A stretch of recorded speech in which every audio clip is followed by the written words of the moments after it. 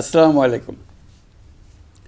উপস্থিত ছাত্রছাত্রী, তরুণ তরুণী, নারী ও পুরুষ সকল নাগরিককে আমার সালাম ও শুভেচ্ছা জানাচ্ছি।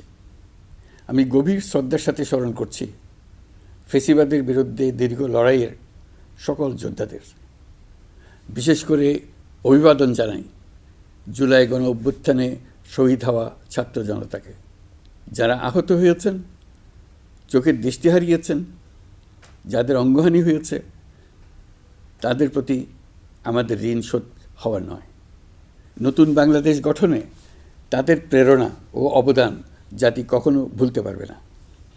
গণ অভ্যুত্থানের মাধ্যমে আমরা বাংলাদেশের রূপান্তর পর্বে প্রবেশ করার অধিকার অর্জন করেছি। এই রূপান্তর দ্রুত সফলভাবে কার্যকর করার জন্য আমাদেরকে সকল শক্তি নিয়োজিত করার জন্য প্রতিজ্ঞাবদ্ধ